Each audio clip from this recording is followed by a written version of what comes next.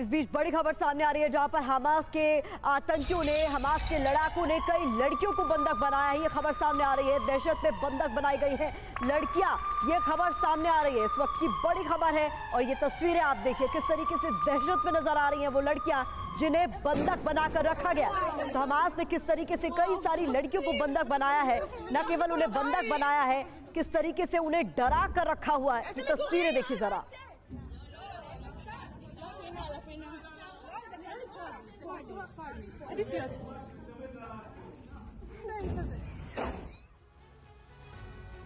तब आपके सामने इस वक्त की ताजा हालात है, इस वक्त किस तरीके की स्थिति बनी हुई है, ये 20 तस्वीरें आपके सामने हैं युद्ध क्षेत्र से जुड़ी हुई, जहां पर लगातार रॉकेट हमले किए जा रहे हैं, एयर स्ट्राइक की जा रही है। गाजा पट्टी में किस तरीके के हालात हैं, किस तरीके से लोगों को बंधक बनाया जा रहा है। कई सारी गाड़ियां धू-धू कर जलती हुई नजर आ रही हैं। कहां-कहां लोगों को बंधक बनाया गया, कहां-कहां लोग अपनी जान बचाकर भाग रहे हैं। ये तमाम तस्वीरें इस वक्त टीवी स्क्रीन पर आपके सामने हैं। कई सारी ऐसी इमारतें हैं जो कि बहुत महत्वपूर्ण हैं, उन्हें भी टारगेट कर नेस्तनाबूद कर दिया गया है। ये 20 तस्वीरें अलग अलग कैमरा की नजर से आपके सामने।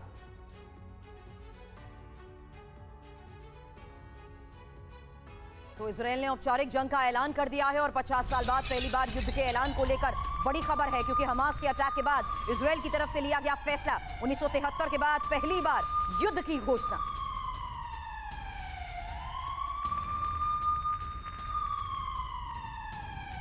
मनीष झा हमारे सहयोगी इस वक्त हमें ज्वाइन कर चुके हैं। लगातार हो रही बैठक और इस बीच युद्ध के ऐलान को लेकर क्या जानकारी मनीष?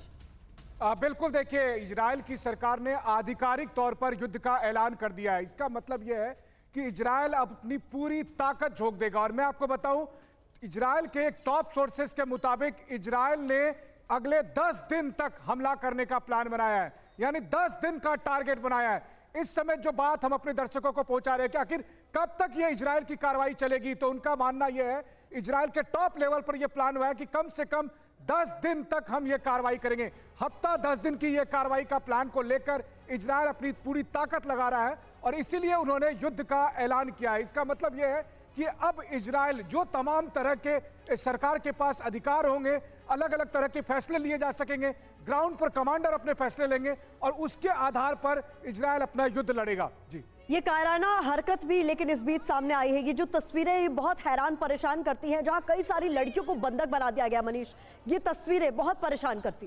बिल्कुल, देखिए ये परेशान करने वाली तस्वीरें हैं ही और पूरी दुनिया परेशान है इस बात से। और मुझे लगता है कि हमास ने भले ही कहा था कि हम अल-अक्सा के लिए और जेरूसलम के लिए लड़ रहे हैं, तो उन्हें भी ये सोचना चाहिए था कि ये जो तस्वीरें हैं, क्या ये तस्वीरें अल-अक्सा और जेरूसलम की इमेज को शोभा देती है?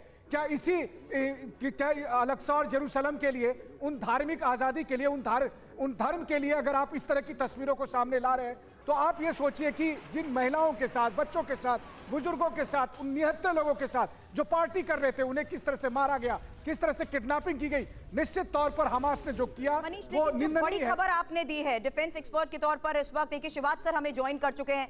10 दिन को लेकर ये बड़ी प्लानिंग सामने आई है। शिवाज सर, इस 10 दिन में क्या उम्मीद कर सकते हैं, क्या होगी इजरायल की स्ट्रैटेजी? क्योंकि एक सबसे बड़ी चुनौती जो सबसे पहले मैं जिक्र करना चाहूंगी वो है अपने सिविलियंस को बचाना, वो है अपने उन लोगों को वापस अपने इलाके में लाना जिनको खदेड़ते हुए, जिन पर टॉर्चर करते हुए हमास ने हमला करते हुए अपने साथ उन्हें ले गए।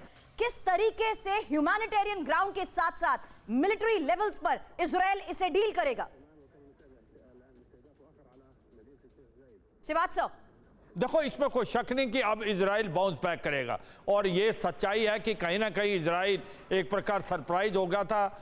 इसकी जो मसाद है उसको भी नहीं पता लगा कि जिस प्रकार से हमला किया है हमास ने, और अभी हिजबुल्लाह भी लग गया है नॉर्थ से। मगर यह सच्चाई है कि अब पलटवार जो इजराइल कर रहा है वो एक भयानक है और अगले 10 से 12 दिन तक हमला बढ़ेगा और वो चाहेगा कि उन इलाकों में जहां पर ये हमास के जो लड़ाकू आगे हैं इनको खत्म किया जाए और दूसरा जो बंदी बनाए उनको छुड़ाने की कोशिश किया जाए। मगर ऐसा लगता है अगर ये लड़ाई का दायरा बढ़ता है तो इसमें ईरान भी कूद सकता है। ये देखें, कहीं ना कहीं एक चर्निंग इफेक्ट हो रहा है पूरा का पूरा जो वेस्ट एशिया में सर, देखिए आपने जो है वो अब इजराइल के साथ खड़े हैं वो यूरोपियन देश हैं और कुछ मुस्लिम वर्ल्ड है, लीबिया है, जॉर्डन है, आपने सर चूंकि ईरान है, वो अभी कहीं ना कहीं आपने सर ईरान का जिक्र किया और देखिए इस बीच ईरान ने इजराइल को धमकी भी दे डाली है। इसी से जुड़ी हुई बड़ी खबर का हम रुख कर रहे हैं। ईरान ने इजराइल को धमकी दी है।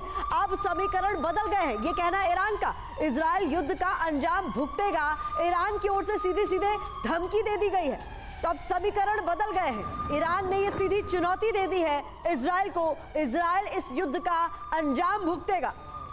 तो एक तरफ इजराइल की तरफ से कहा जा रहा था कि ये जो कुछ हो रहा है ईरान की शय पर हो रहा है, इस बीच ईरान ने भी इजराइल को धमकी दे दी।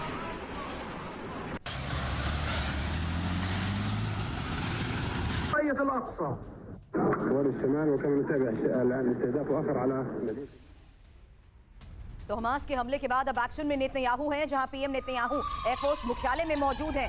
बड़ी खबर आपको बता रहे हैं, मुख्यालय से ही हवाई हमलों को मॉनिटर भी नेतन्याहू कर रहे हैं। मनीष हमारे सहयोगी लगातार इस वक्त थोड़ी देर पहले उन्होंने बताया कि किस तरीके से अलग अलग फ्रंट पर स्ट्रैटेजीज अपनाते हुए 10 दिन के टारगेट के तहत बड़ा फैसला हुआ है। वहीं अब ये तस्वीर आपके सामने, जहां हमास के हमले के बाद अब नेतन्याहू नजर आ रहे हैं एयरफोर्स मुख्यालय में। मनीष, क्या जानकारी, क्योंकि अब अगर 10 दिन के टारगेट के तहत यहां पर स्ट्रैटेजी अपनाई जा रही है तो खात्मा तय है।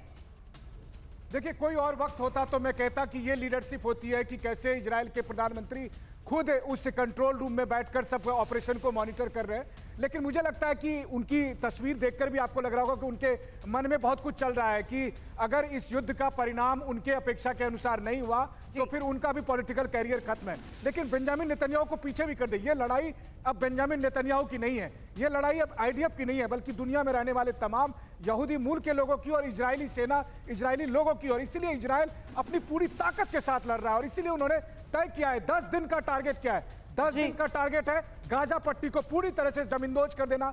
10 दिन का टारगेट है हमास का पूरी तरह से खात्मा करना। जी, इस बीच देखिए बड़ी खबर आ रही है मनीष, उसका रुख कर रहे हैं। गाजा पट्टी पर इजराइल के हमले का नया वीडियो इस बीच सामने आ गया है। बता दें इजराइल के रॉकेट हमले से गाजा में किस तरीके से तबाही मची है, इसका ये वीडियो बताया जा रहा है। बहुमंजिला इमारत पर रॉकेट से हमला हुआ, ये देखिए तस्वीरें, किस तरीके से एक बड़ी इमारत को टारगेट यहां पर किया गया है। इजराइल के रॉकेट हमले से गाजा में तबाही मची हुई।